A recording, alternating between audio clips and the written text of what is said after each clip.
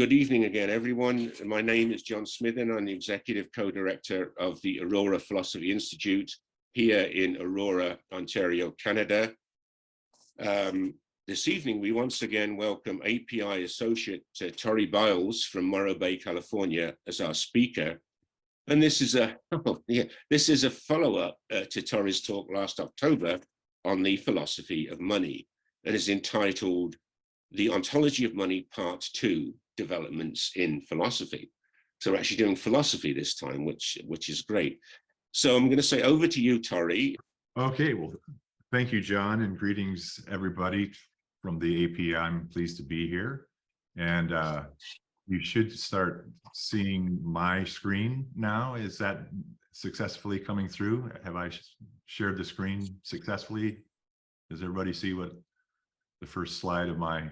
Yeah, I can see it, Tory. Yeah, that's good. Okay, just checking. Great. So yeah, as John said, I'm going to finish my talk from October and complete the talk on the ontology of money. And as promised, look at the developments in philosophy, the paradigm shifts, I'm calling them, since the Enlightenment, that will help economics resolve its confusions around the ontology of money. And let me get my slides going. Okay. So if you remember last time, we covered the first 3 points, a general introduction where, again, I was saying how both fields of philosophy and economics since the time of Adam Smith and Immanuel Kant and David Hume, so forth, have both undergone developments. Philosophy's developments really were pretty radical in terms of metaphysics because it overturned the Cartesian duality that arose during the scientific revolution of the 17th century. To today, we have a much more sophisticated kind of metaphysical paradigm. And it's that paradigm that I'm going to say today is going to help make economics a more coherent theory, particularly around a money economy. So I talked about the ontology of money, and then I talked about the problems in economics dealing with money and how it was leading to various confusions. So this time I'm going to talk about the Cartesian metaphysics particularly, and then the shift away from those metaphysics that we find ourselves in today, and look at some of these subtopics there: the philosophy of language, the philosophy of the human sciences or psychology and sociology and the other human sciences, or philosophy of mind. Briefly say something about Kant's and Hume's mistake, and generally just describe the new metaphysical paradigm that we have today. And then I'll basically, I want one or two slides just about the economic process as a conversational process and a semiotic process, a process of exchanging signs. And then very little about theory and policy, but we'll see how much time we have for that, because that gets complicated. And remember, what we're really trying to do is get a theory of money, but as Schumpeter said, a theory of money it indicates a theory of the entire economic process. So whether these other areas of economics, supply and demand, interdependency, theory of value, theory of justice, these all have to do with economics, but until we get the theory of money right first, it won't be, those come secondary to getting the theory of money right. So right off the bat, we have to separate these two objectives. Okay, let's just jump into the ontology of money, just to review the ontology of money, what I said last time. Money has this strange phenomenological or metaphysical quality. It is observer dependent.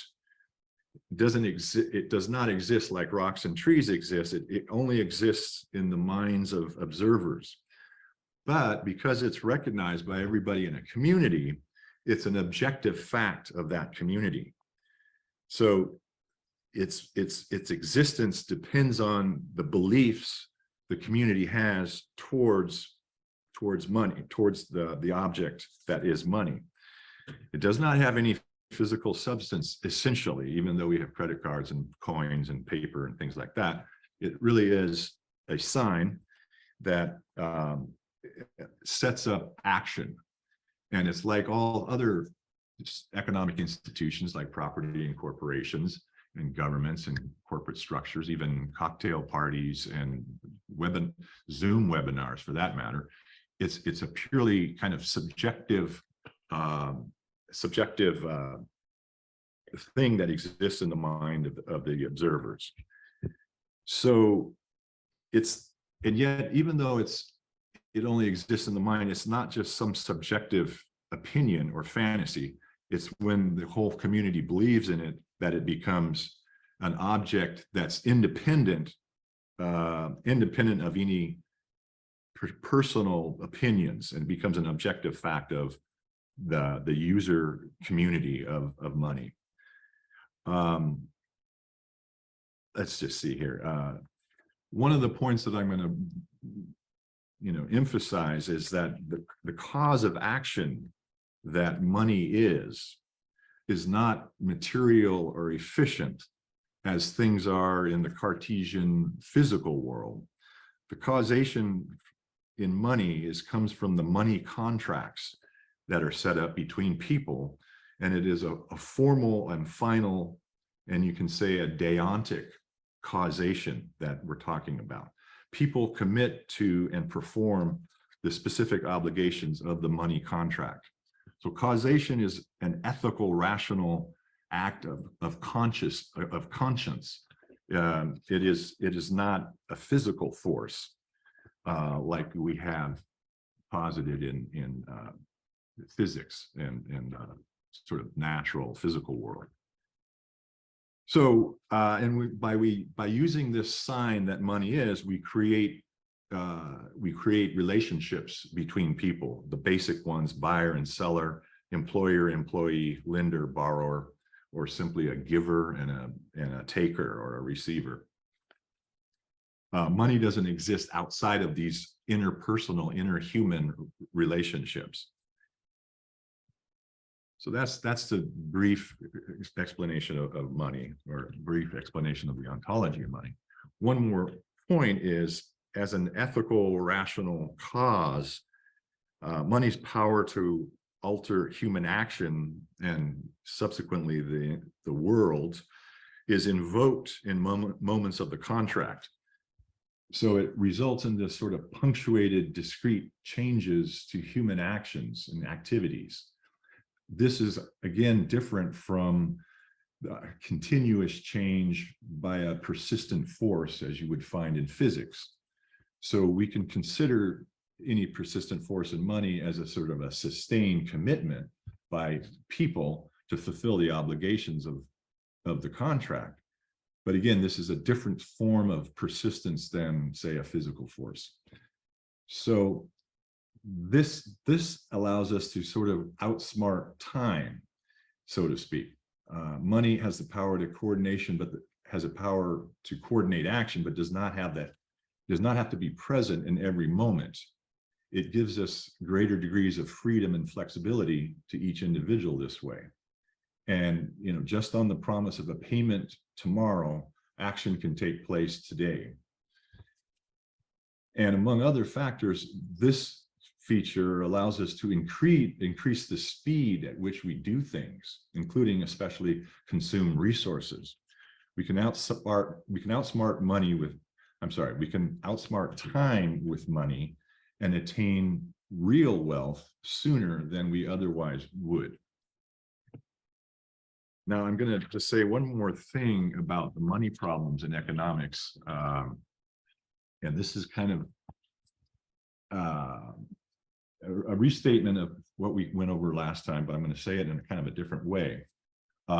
In a similar way to outsmarting time, we can also outsmart our physical capacity for work by using money. This is kind of leverage.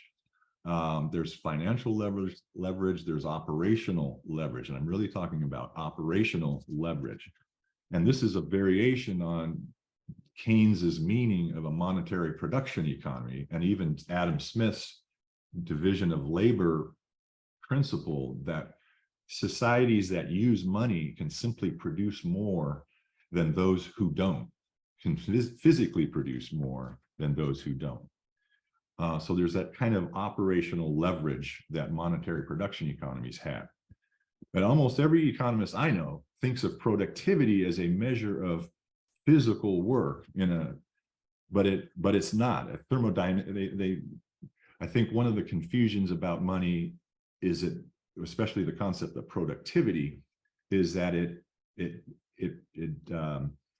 allows for work in a thermodynamic or energetic sense to happen, but this is not the case. So in other words, if you're a writer, your physical productivity would be how many sentences per day do you write. So your productivity could go up and down based on the physical number of sentences. For example, if you assemble automobiles, a thermodynamic understanding of work or productivity would be how many automobiles per day do you make, and if you're a plumber, how many fixed pipes do you complete per day. So that's sort of a thermodynamic sense of work.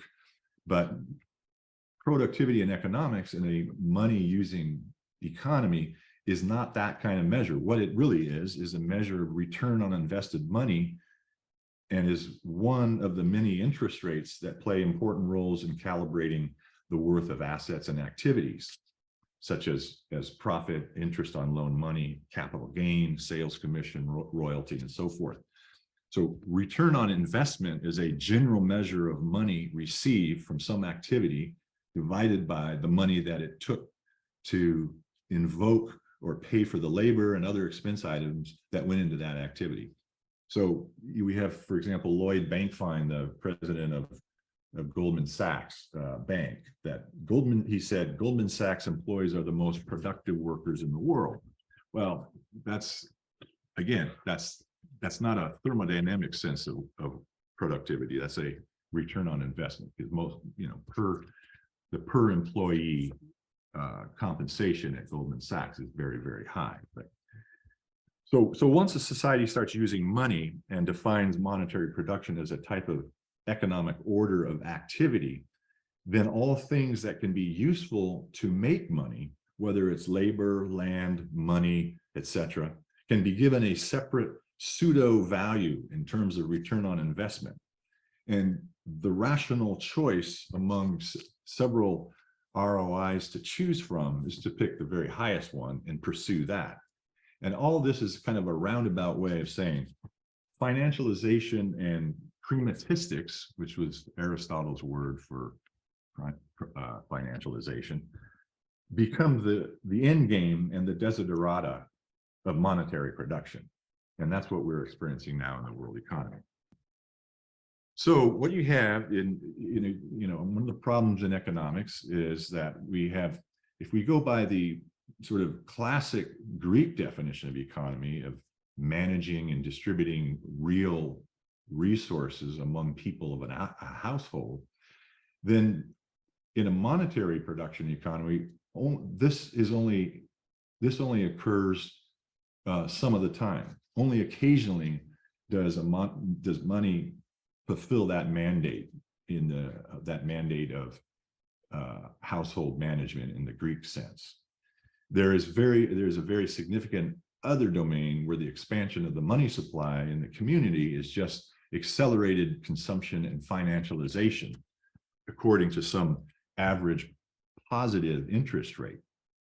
So the average positive interest rate, and we can talk to your point, John, it's a real interest rate, a positive real interest rate, a nominal interest rate discounted for inflation, is still not a naturally occurring growth rate, but merely an iterated, what I'm going to say is an iterated mathematical function where the dependent variable result of one period is fed back into the function, the same function, as the independent variable of the next period. This is, I'm not going to get into this anymore, but this is kind of one of the things I want to eventually look into. But money economies are not stable, and at some point their nominal size will exceed the Earth's capacity, Earth's physical capacity of material resources and energy to reproduce itself in an unchanged form. Again, kind of roundabout ways of saying some of the problems that we're having in a money economy. Okay, so how does philosophy help out for these kinds of problems in economics? And we discussed some of these. We discussed the issues that I just kind of covered last time anyway. I just sort of got a little more wordy about them. So to make sense of these, we need to look at the metaphysics of the social system, such as the ontology of money. And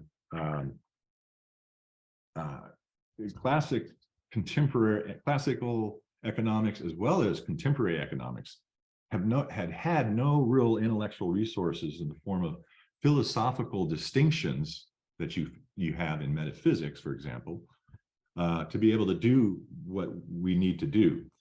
And where some economists have attempted to employ these philosophical issues, they have done so in very primitive or incomplete ways. And I'm kind of thinking of monetarists, the Austrian subjective school of economics, and generally the neoclassical, neoliberal camps of economics have tried to do some philosophical understandings of things, but not in a complete or sophisticated way.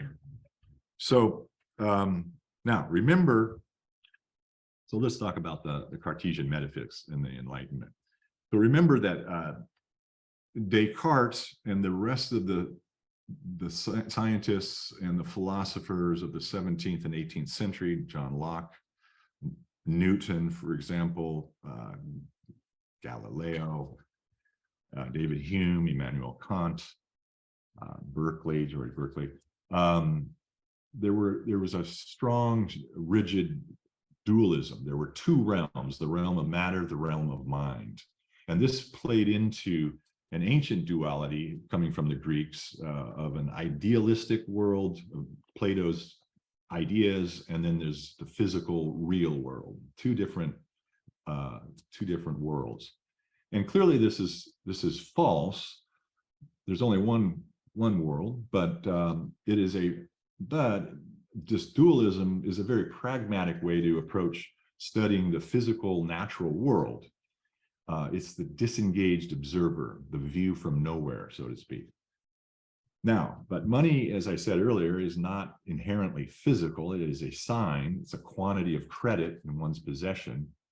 And all the parties have to understand it beforehand to see it and to enable the potential for action to come about and money to do work. These shared beliefs. Now, what these things are, these intersubjective beliefs and objects that institutions are, like money, elude Cartesian analysis. Cartesian analysis does not see these things. But what's important to remember that shared beliefs like money or property or other economic institutions, and they are intersubjective objects and meanings, but they are not clear and explicit ideas always in our heads. Like Descartes and Locke and even Plato believed that all ideas had to be. So that for the individual, I'm talking, for an individual, a shared belief doesn't necessarily have to be explicitly conscious in the mind, but they are embedded where these ideas are, and the descriptions and accounts that we can say money and other beliefs have regarding their existence, is they are embedded in our behaviors and our relations with people. So the belief in money is typically kind of an unconscious belief for the most part, because after you learn about money as you're growing up, we conduct our living practices habitually. And so these social ontological things, they exist in our habitual behavior, which which even though unconscious, we can still be rational in our habits. So it's rational but unconscious. We don't have to consciously think through what we're doing every time when we buy groceries at the supermarket. So the dualism of idealism versus material realism, or mind versus body, as absolutely separate realms, is a false dichotomy. Human practices, actions with purposes, are the kinds of things that make sense to human actors. So because certain ideas are internal to the practice, you can't distinguish the two, the action or the idea that the action expresses. So thus, because you cannot distinguish the practice from the idea, you cannot assign or distinguish one as causing the other, which is how a lot of people think the dualistic Cartesian metaphysics works. You know, is it an idea that's explaining the action, or the action explains the idea? Human practices are both material and ideal at once, and human self-understanding are the essential condition of the practice to make sense to the participants of the practice. The causes of the action, which would be personally our account or our ideas, indeed our theory of why we're acting, why we're doing these things according to social institutions, these causes, these ideas, are one with the very action itself. Social theory and action are one and the same with intersubjective beliefs and objects. So, where are we here? Sorry about that. Oh.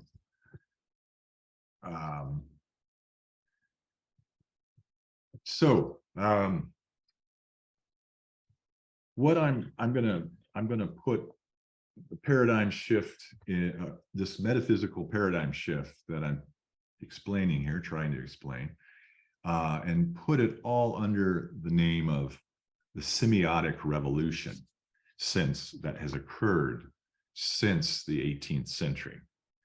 So since the time of Descartes, Locke, Hume, and Kant. Succinctly stated, it's the development of semiotics, or the theory of meanings and signs. It has also been called the interpretive or linguistic or hermeneutic turn. And even as in the case of Heidegger, it's called the end of metaphysics altogether, or in the case of Charles Sanders Peirce, pragmatism. To study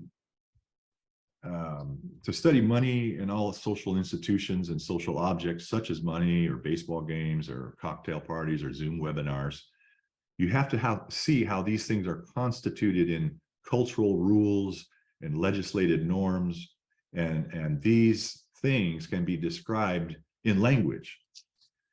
Causality with social objects, shared intersubjective beliefs such as money, is not efficient or material. It is formal, final, and deontic.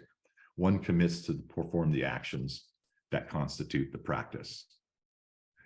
So as I've already said these things. And it's the causality is not a physical force, but it's intellectual reason. It is not always conscious, but it is embedded in our action and our habits.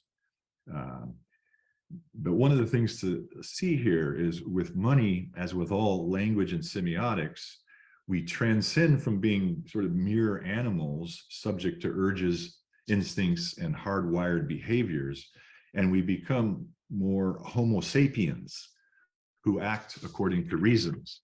So money is part of a development of semiotics that has, in my thesis here, is that it's the long rise of a rational species, the Homo sapien.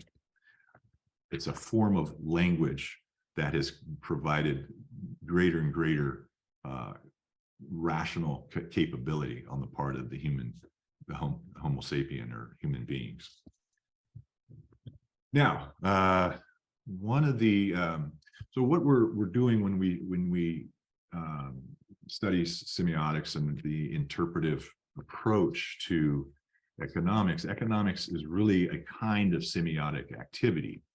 And what we're doing is we're studying the nature of a socially imposed order. And in order to do that, we use interpretation, hermeneutics, or self-witness, or impartial observer. Hermes comes from the hermeneutics comes from the Greek god of communication, Hermes, also god of commerce, and or the patron saint of commerce and thieves. And it's the general idea is interpreting the part from the whole and the whole from the part. There's a what people call a hermeneutic circle. So what that means is to interpret the use of money and other economic institutions, and what you're doing is you've already participated to some degree in these practices. You're investigating them as a kind of self-reflection. You assess the enculturated person that you are. You reflect on the community and culture in which you live. So for money, for example, one looks at the style of living that money engenders. Here you might think of things like, you're careful to remain solvent, to stay within a budget, we account for things, we punctually track time. Transaction with people are strategic. At the same time that we seek money for its purchasing power, we're paying close attention to how we can show up to other people that they may pay us with money for something they want. In other words, we're watching the market for opportunities to see how we might supply those market demand areas in which we have a productive capacity. All this gives us freedom to accumulate possessions. Money gives us control and autonomy in our lives. But this lack of a strict duality, a la Descartes and Locke, makes for a different kind of scientific investigation than in the physical science. It involves self-interpretation. So this is how I am kind of defining or at least identifying the constituent components of the rise in semiotics. And in particular, there were two specific sort of discourses in philosophy and sub-disciplines in philosophy, the philosophy of language and the philosophy of mind. The philosophy of language had its roots in the 18th century with such thinkers as Jean-Baptiste Vico, Johann Herder, Wilhelm von Humboldt, Johann Hamann, and their focus was on how language in a community shapes the outlook of members of the speaking community, even though each member and the conversations may evolve the meanings and the uses of the language. In the area of the philosophy of mind, I'm including all the human sciences, which of course today are many disciplines, but they all look at human behavior and cognition. And even the romantic reaction to the Enlightenment with such things as the existentialism of Kierkegaard, who focused on the meaningfulness of life or the lack thereof, and not just a strict theory of knowledge and rational proof of truthfulness, for which Kant was focused on. It was meaningfulness, not truth. And this was taken up later by Nietzsche, people like William James, Freud, and then these joined the philosophical discussions of philosophers like Peirce, Dilthey, Husserl, Heidegger, Wittgenstein, and the ordinary language philosophers in Oxford in the 1950s, John Austin and John Searle. And another strand that fed into this is the disciplines of math and logic, where the revolutionary developments in math and logic in the 19th century come to mind. So think of Riemann geometry, Boolean algebra, propositional logic and calculation. Thinkers here were looking for the logical and mistakenly psychological foundations of mathematics, and also the math foundations of logic. And these pursuits merged into quests for understanding the logic of reasoning and language with such thinkers as Frege, Bertrand Russell, and even in our time, Chomsky. And then there's the use of statistics and theories of induction and the logic of question and answers, which were a complete departure from classic logic of Aristotle that had dominated logic for 2,000 years. So altogether, I'm throwing these together as the revolution in semiotics. And by the way, some of the classical economists contributed to some of these developments: John Stuart Mill, Whately, and Nassau Sr., Jevons, Marx, with his roots, and Hegel. So let's see here. So let me just speak to two general points here, one coming from the philosophy of language. So knowledge comes out of a cooperative process of group life mediated by language. That's a quote from Karl Mannheim, who was a student of Martin Heidegger. But the philosophy of language and mind and the semiotics all contributed to new vistas on the intersection of thought, language, and science and reality. So the revolution in language, simply stated, was to see that language and all signs are more than just depicting the world as the original scientists wanted language to be. But it's actually more than that. Human expression in language and in signs somehow constitute the world, constitute our reality. Certain ways of being and feeling and relating to other people can only be expressed through language and other even non-language signs like gestures or clothes you wear, things like that, media. Thinking is the finding of beliefs by which to form habits of practical living. That's a Peircean quote. Truth is found in the action, the effects, the habits that mental conceptions allow one to take and adopt. Again, intersubjective meanings and depictions of reality come about through communication with other people. We know the world by doing and making, and this knowledge then enters into subsequent doings and makings, so that the truth is found in the successful doing, the successful action, the action that is successful. And because we, through scientific investigation and reflection, discover the successful way to act, we can say that, in effect, our truth is what we have made ourselves to know. So there's this sort of Promethean power that we have in thinking and expressing what we find to be true about our world. It also helps to create and discover and disclose new parts of the world in which we live. So truth is disclosed by, in effect, retrospection on completed actions, on history, on the results of experiments, and so forth. And truth guides future prospective action, how action would be completed rationally, even though it might lead not to successful action that we're trying to do. But again, it feeds back, and eventually we will see the successful way to do things. So what I'm describing here is knowledge is evolutionary. And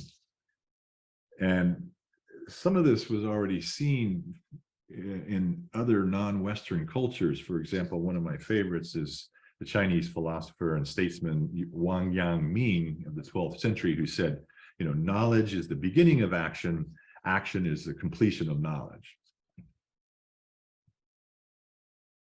So one of the results of philosophy of language in particular, but it obviously ties into philosophy of mind and these other areas, that philosophers such as Heidegger and Wittgenstein became aware that it's not representation that is primary to truth and meaning, but it's actually the action that is what engenders truthfulness and meaningfulness. We know the world by our doing and making, and this produced knowledge enters into subsequent doings and makings. It is a movement, which is to say time, that allows intelligence to come forth and interpret its situation. And in doing this, intelligence generates knowledge. Okay, I think I've said enough on that. But so intelligence is a kind of mental action, just like thinking and speaking even are kinds of actions, and is just along the lines of movement of the human body over time with purposeful behavior, which is, either you're doing science or you're running an enterprise or engaging in work or doing sports or shopping. Action is the expression of your knowledge, so to speak. And language is more than merely designating objects and with words, like the early scientists wanted to believe, and like the pressures for being objective require. It goes further than just designating things with words. It allows us to commit and make nature conform to a particular form in the future. When we make requests and promises, we're promising a different reality in the future. Language also allows us to alter nature in the very moment by stating that it is altered. I could say right now, this is the end of my presentation, and that would be an action that alters the reality that we're in. So we can, by declaring things, we make things real. And this is how, for example, money comes into existence. A banking network or a bank declares a credit line to a borrower, and now there's more money in the system. So speaking and expressing in signs is action itself. But this doesn't mean that just anything goes and we can just say whatever we want and it will appear, and that all beliefs are equal. The fact is, some interpretations are better than others, and interpretations can be rationally dissected and arbitrated, and the more truthful ones become acceptable and become more performative than others. And this is one of the, by the way, I'm speaking here to the second half of the 20th century, where philosophers like Michel Foucault or Derrida or Lacan, even Jürgen Habermas, have somewhat stated a little bit too aggressively that, or Richard Rorty for that matter, that we can create whatever world we want, or there's no such thing as truth either. And we still live within the resistances of the real world, and we cannot just say anything we want as if it's going to be a fact of the world. Language allows us to make facts of all kinds, and but some of our theories, and we can make up any kind of theory that we want, but it still has to stand the test of those resistances of our existence. So another thing that's been confused with this metaphysical shift is on sort of the other end of the spectrum, and that on the sort of political, on the political spectrum, and that's where, because we have to start every situation for understanding the world and understanding reality and making an assessment of our situation, it sounds like we are it's a conservative kind of philosophy, that it endorses the status quo and it just recapitulates the status quo. But the fact is, we are actually always progressing, and science and human knowledge is never complete. It's continually being improved, and knowledge is evolutionary. So it's not conservative, and it's not anything goes. This new kind of understanding, this metaphysics of language.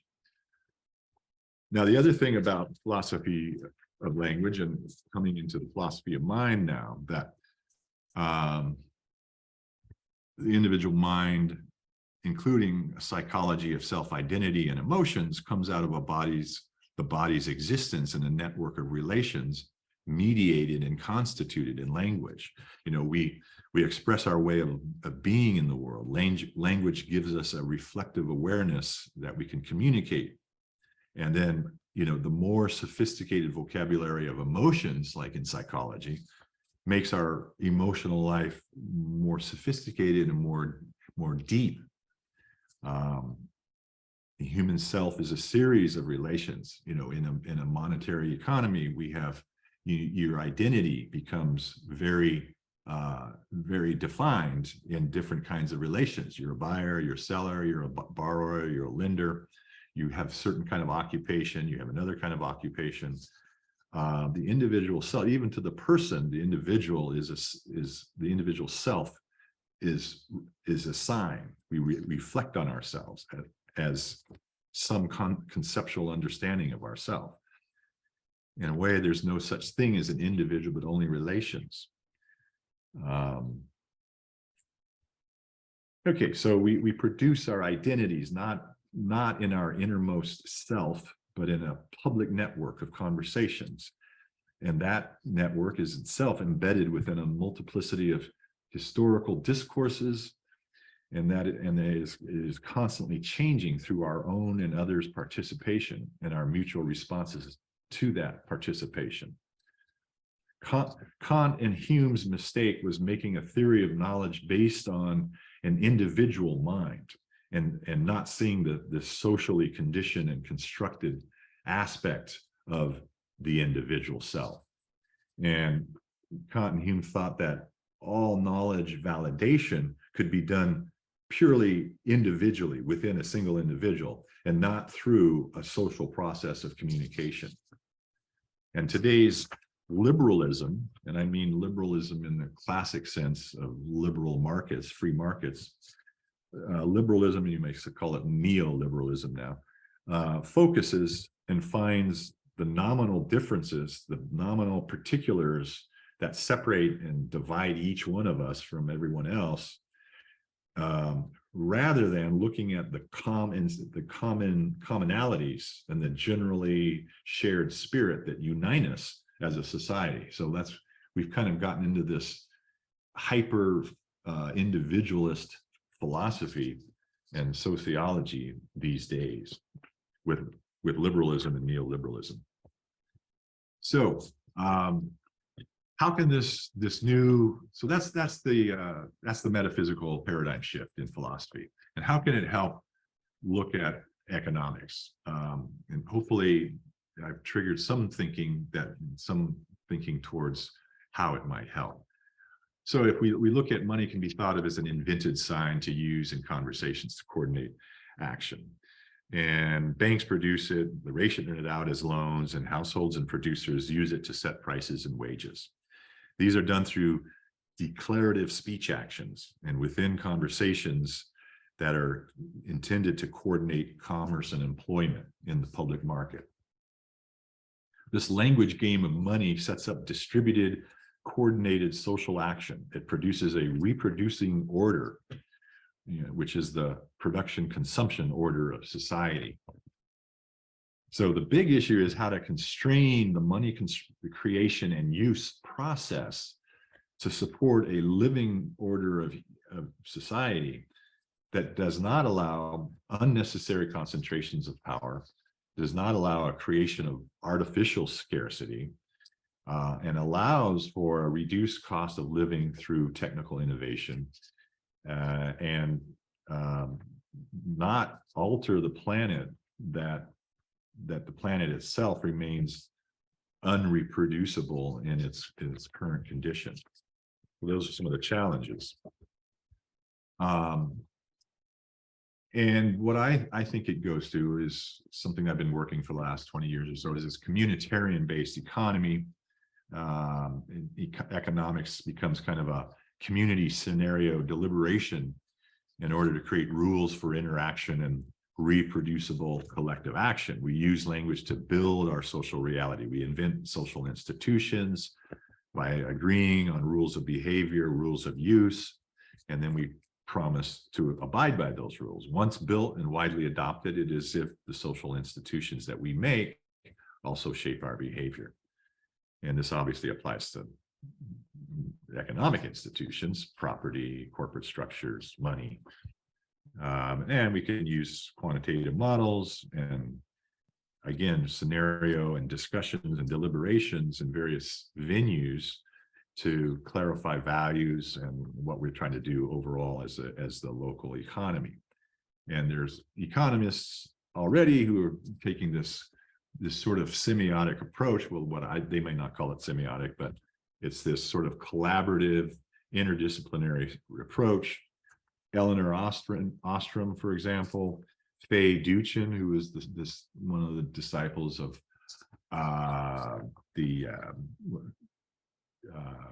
who's the input-output guy, should know that, but Faye Duchin in industrial ecology, where you have scientists and economists and occupational groups working out large common resource usage programs and circular manufacturing schemes.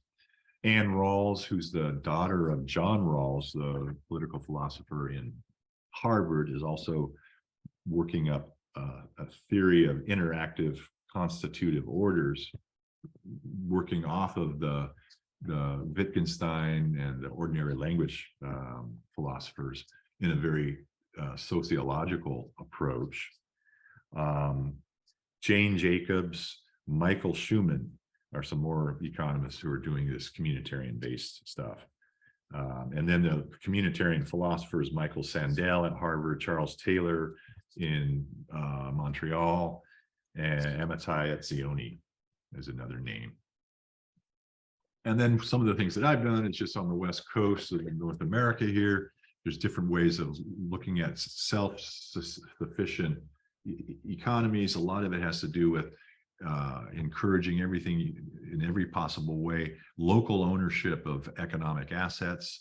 So finance is really important, restricting out of region organizations and financiers of buying things inside the region, and creating even regional stock markets, regional credit unions, and even regional currencies, sustaining the local population. There's a lot of work there, and a lot of even economic theory on going all the way to currency zones and that kind of thing that encourage this kind of local economy movement. Yeah, and so one of the effects of this slide indicates is that groups can live according to their regional value systems, so to speak, and lifestyle, the lifestyle that they seek. So that's my talk, and I think I'll stop sharing the screen, and we can go back to you, John, I guess, we can facilitate a question and answer session now.